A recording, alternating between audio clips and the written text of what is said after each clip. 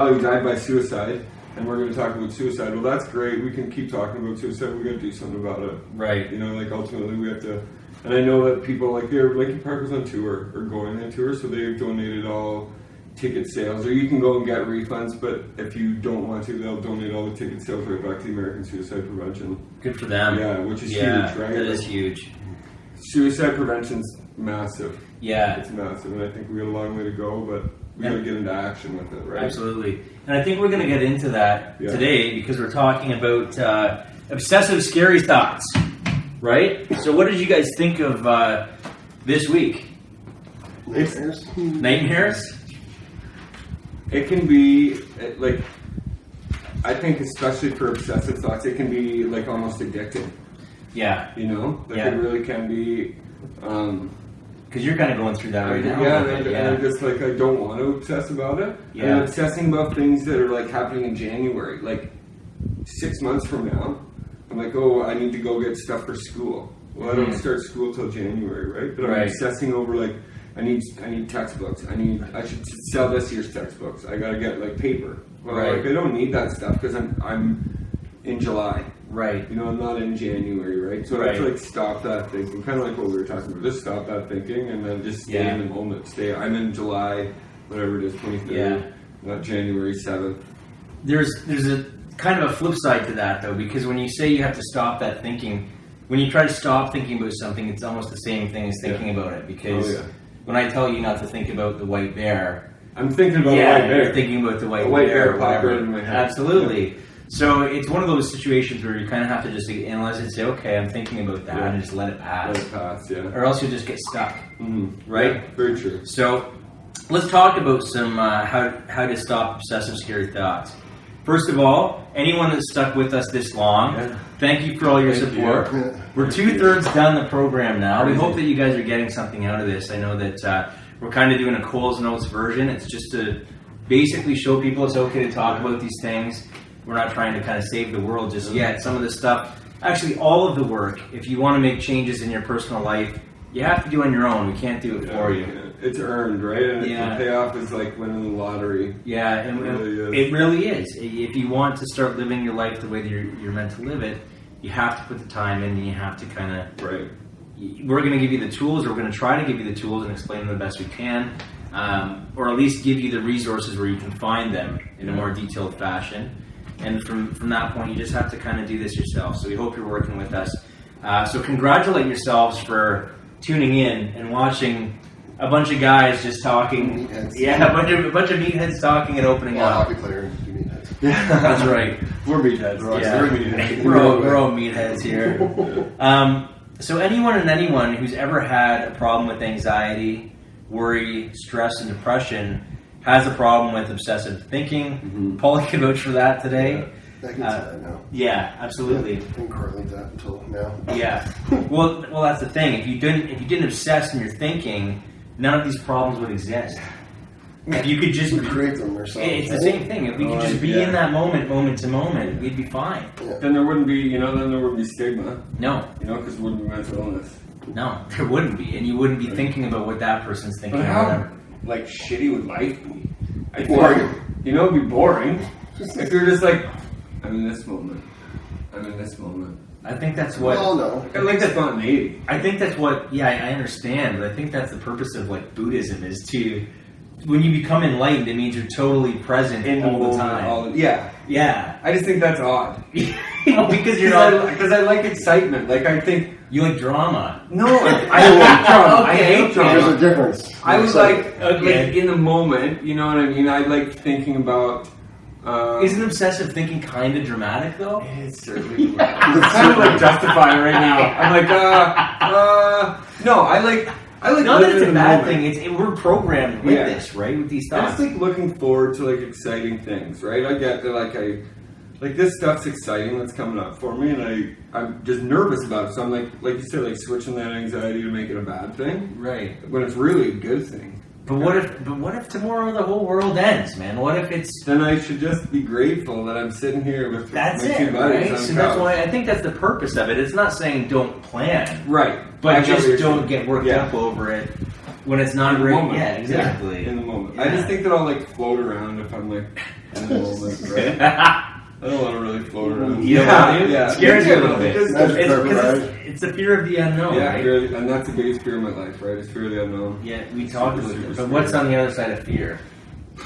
Freedom. Sky's the limit, right? Yeah, it is. Yeah. Everything that you want is on the other side of fear. Yeah. So, anyway, We'll get there. we will get there. We're working on it. We won't obsess about We it. want to, no. An obsessive thought is one in which, let's talk about what an obsessive thought is. An obsessive thought is one in which your mind races constantly. That's all right. That's all right, man. What's he doing down there? Jesus. This is not that kind of podcast tonight. No. In which your mind races constantly, one thought gets in and you just dwell on it over and over again. They ruminate and often happen more frequently at certain times throughout the day. So when do you find you have the most obsessive thinking patterns? Do you have them more in certain times of the day? No, at nighttime. Nighttime? Yeah, That seems to be a common one. Yeah. Is that because you're afraid of maybe not getting a good sleep? Do you think about that? Well, yeah, I think that's about that all every the night. time, yeah. That I'm not going to get a good sleep, and then I think, oh, I just psyched myself out. Yeah. Like tonight was the night I was going to have a good sleep, and I just psyched myself out. So Right. That's a big one. People think about that. There's overthinking about going to bed. I hate going to Yeah, sleep. I just don't like the night. Right. I just don't like I love the stars and the moon. I just don't like the night. Yeah. Have you tried maybe I know that, excuse me, that's what happens when you drink carbonated beverages. Have you thought about the gratitude list I think we mentioned it last week about starting 10 things you're grateful for in the morning. Maybe you start writing gratitude lists at night too. I write joy lists, like what Yeah. today brought me joy.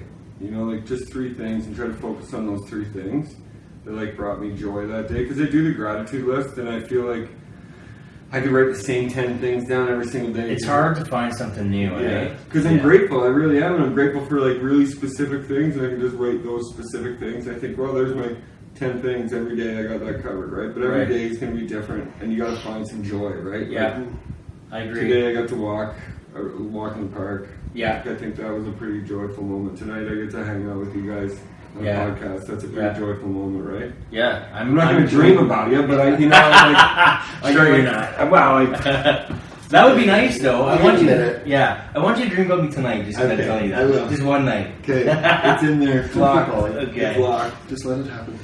Let it up. So for an example, for an obsessive thought, an example could be that you're worrying about a disease like cancer, the thought of losing your mind, or even something simple like, why did I say that? And a lot of people get that when they're so concerned with what other people think. They say, oh, why did I say that to that person? Or why did I do that for that person?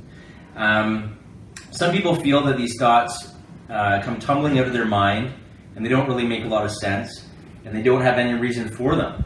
And I don't think they do really. No one really knows where these thoughts come from. I wish. I mean, Sometimes the perfectionism in us.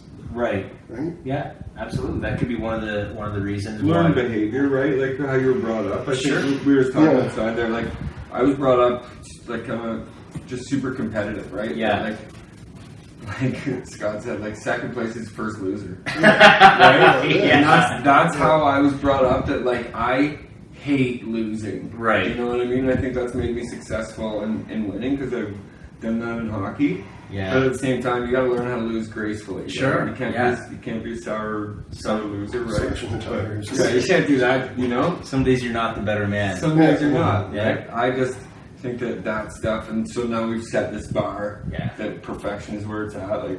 Second tastes terrible, right? Yeah.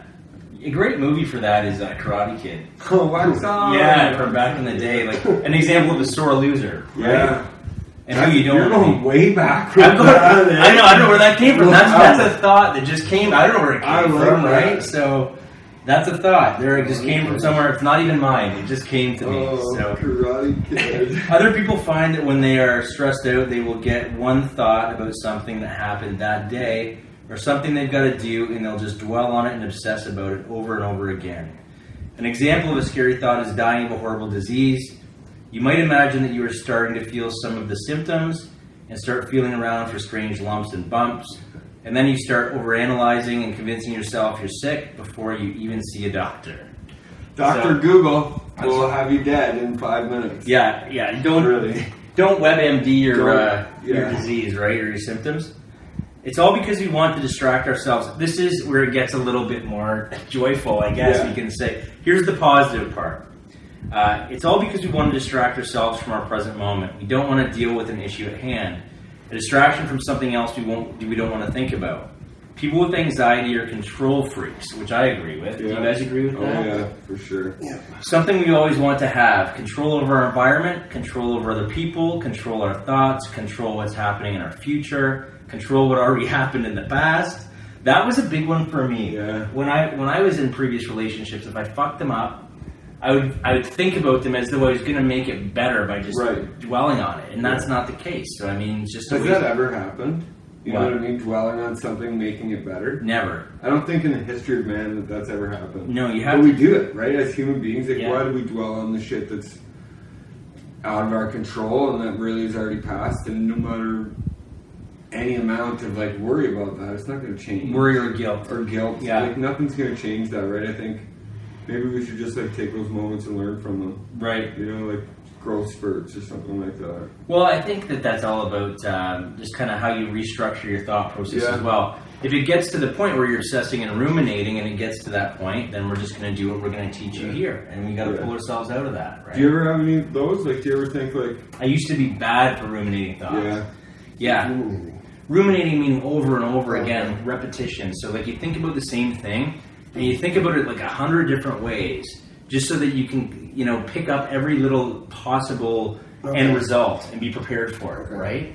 But nothing, as we know before, 90%, 97% of what we think about isn't even true. Yeah. So what's the point of trying to analyze everything when we know that the situation is going to turn out differently regardless, whether it's... we have it planned, right? Or like we can plan and it can kind of go in that direction, but we don't know how it's like specifically going to go detailed. You know what though? I think that when I was younger, when I say younger, this is like a few years back. Right. But it used to be, when I was overthinking things, I was trying to manipulate situations. Right.